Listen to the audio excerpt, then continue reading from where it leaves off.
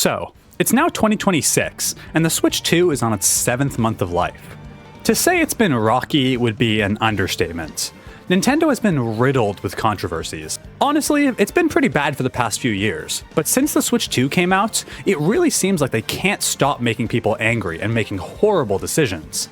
$80 games, those ridiculous amiibo prices, game key cards, locking features behind amiibo paywalls, revealing DLC for a game before it even comes out, and probably 100 other things I'm forgetting.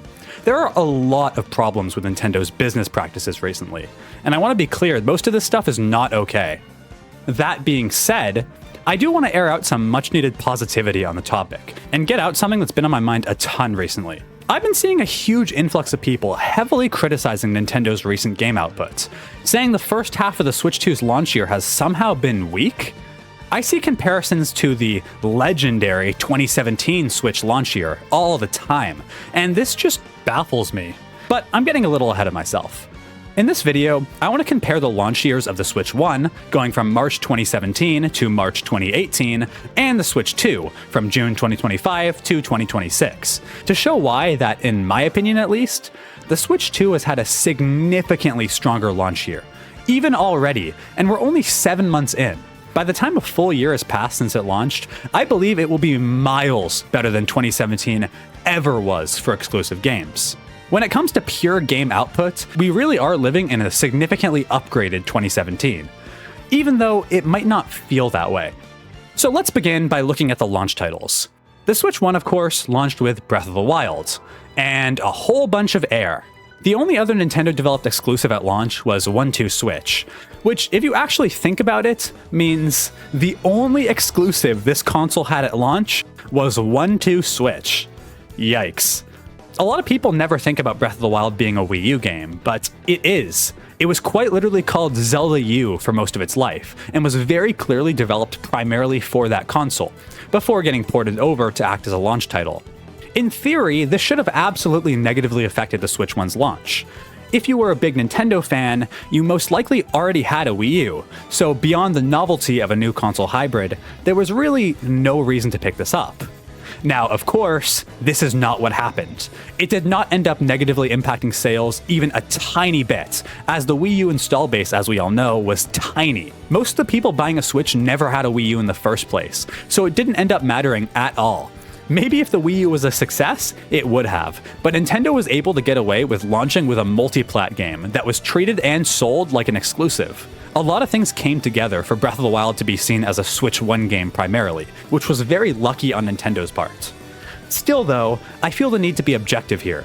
The Switch 1 didn't launch with a big exclusive title, and to make matters worse, we wouldn't get an exclusive first-party title until the summer of 2017, 3 months after the console released. The next big game we got was almost 2 months after launch, on the 28th of April, being of course Mario Kart 8 Deluxe. Obviously, hindsight is 2020. We now know that this game probably single-handedly carried the entire Switch generation, and is a behemoth of a game these days. Still though, we need to remember, this is an enhanced port of a Wii U game. It added some features, sure, but honestly not much.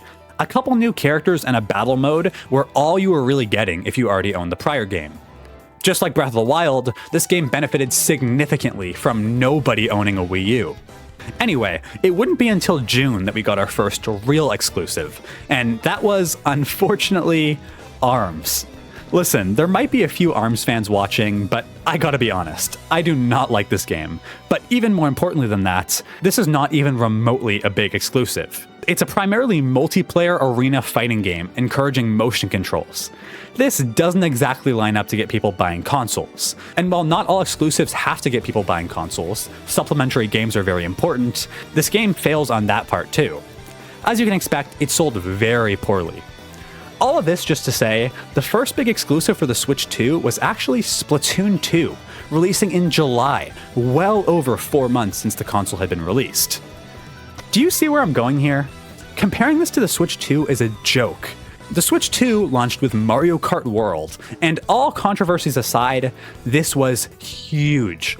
A new entry in Nintendo's biggest franchise, and one that completely changes the formula and takes the new open world format that Nintendo seems to love so much these days.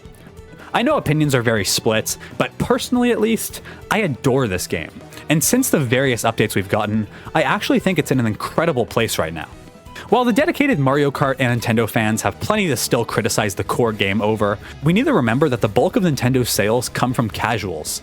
Casuals who probably aren't analyzing every little detail and comparing it directly to Mario Kart 8. Because of this, the game has already been a monstrous success, even with the controversy of launching at $80, and will no doubt continue to be this console's best-selling title. If you ask me, this game alone single-handedly clears the first 4 months of the Switch 1's lifetime. We immediately have a huge new, experimental, and innovative title. That is what convinces people to upgrade to new hardware. The Switch 1 had nothing like this. Again, it only benefited from no one owning a Wii U prior and Breath of the Wild acting as an exclusive, even though it wasn't. In 2017, we had to wait 4 months for the first big exclusive title. Even that though, despite how great this game was, really wasn't the best title to lean on. I mean, Splatoon is huge now, but at the end of the day, it's a multiplayer shooter. And while, yeah, it does have single-player content, it's not much. This game definitely isn't appealing to everyone. And if you want to get even more critical, Splatoon 1 was still a very new game at the time, only being 2 years old. And this title certainly wasn't a huge sequel. It changed a lot of stuff, but a ton was obviously reused as well. And let's not forget, this game really didn't launch with the most content, only having 8 maps at launch. It took quite a few years of updates for Splatoon 2 to become truly great, in my opinion at least. Either way though, you can't compare this to Mario Kart World. You just can't. On the Switch 1 side, we had a few other smaller stuff. Mario & Rabbids Kingdom Battle released in August. Okay, that's definitely a cool exclusive, though again, very niche, and a Pokken Tournament port in the fall. Don't really need to say much about that one. All of this led into Mario Odyssey in October, and I don't need to say much about Mario Odyssey for a completely different reason. You guys all know how great this game is, and you know how important it is to the Switch's library. This is one of the best-selling games on Switch, and was the first true exclusive system seller on the Nintendo Switch, almost 8 months into the console's life. The place where Mario Odyssey released is 1 month past where we currently are now in the Switch 2's life, and just then did the Switch 1 get its first big title. This is like the Switch 2 getting its first big title in February. That, of course, is not what happened. Only 1 month after the Switch 2's launch, we got our next system seller, Donkey Kong Bonanza. And for all intensive purposes, this is our Mario Odyssey for the Switch 2, and we got it so soon after launch. It felt like there was basically no downtime between us all playing Mario Kart at launch to immediately getting our next big game. I'm sorry, but you can't tell me this doesn't clear most of 2017. And we barely started here. Let's quickly go over the rest of the Switch's first year before we get into the real stuff. After Mario Odyssey, we had Xenoblade in December, and as much as I would literally die for this franchise, I gotta be objective here, it is certainly not a big title, and most people are unfortunately not interested at all. Very niche stuff here. 2018 opened with nothing. We got ports of Bayonetta 1 and 2, and Luigi's Balloon World, added online DLC for Mario Odyssey. That was all we had leading up to March 3rd, 2018, the 1-year anniversary of the Switch. Now, I'm feeling generous here, so let's also add in Kirby Star Allies, a game that released a couple weeks after the Switch 1's first year truly ended. I'll even give you that, a Kirby 2D side-scroller. It's not huge, but it is something. It's a supplementary title. That was the Switch's launch year. Now, let's look at what we know for the Switch 2's launch year, because of course, we still have 5 months left before this thing even turns 1. After DK, our next exclusive was Hyrule Warriors, releasing in November. Definitely not a huge one. Most people don't play these Warriors games, but it is a Zelda game, at least of some sort. Having Zelda on your box art definitely makes it bigger than most titles, and no one's going to debate that this title is the same as ARMS or 1-2 Switch. It's certainly more significant, being a decently notable Switch 2 exclusive.